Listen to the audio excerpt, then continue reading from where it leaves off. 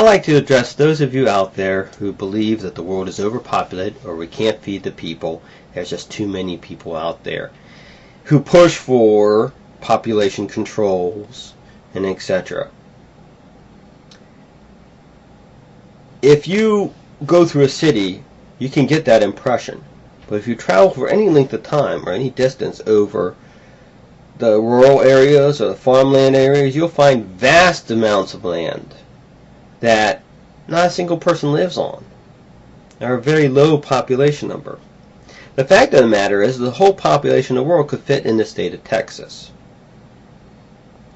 The state of Texas has 261,797 square miles in it. 1 square mile equals roughly 640 acres. So, if the whole population of the world, 6 billion people, over 6.5 billion people, move to Texas, they would get roughly 0.02568 acres of land per person. This is just the state of Texas, mind you.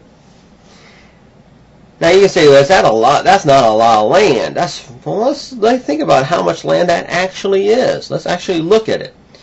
In New York City, has a population of 8 million people, over 8 million people, and covers only 321 square miles. Each person in New York City lives on roughly 0.02529 acres of land. In the Texas scenario, they would each get 0.02568 acres of land per person. They'd actually have more land per person than the ones in New York City. And also keep in mind, in New York City, 20% of that land goes to parks. So in the Texas example, 20% of Texas will still be parkland. So the whole world population could easily fit in the state of Texas. That's with no other human beings on the face of the planet. And you tell us we're overcrowded?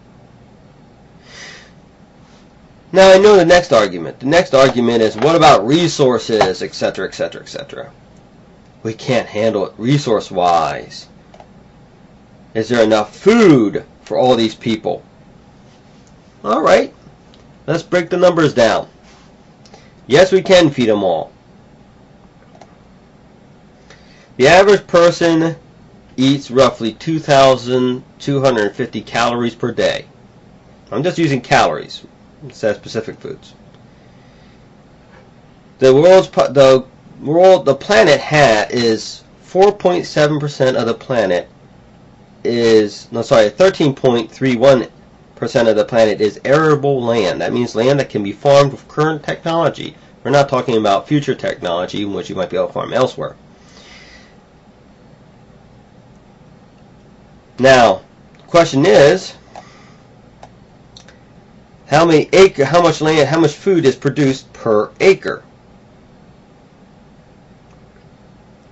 Each acre of land produces 10,173 calories per day per acre farmed.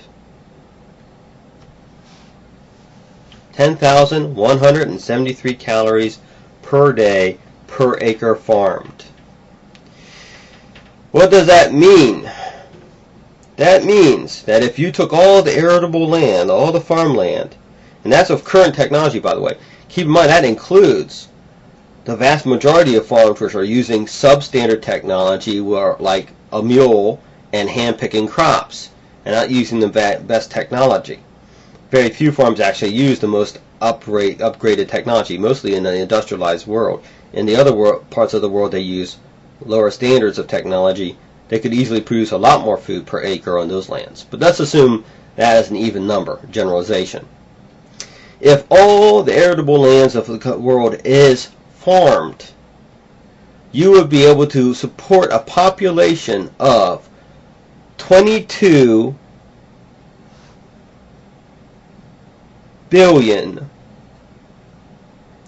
people, over 22 billion people, and that's with current technology. That's not future technology.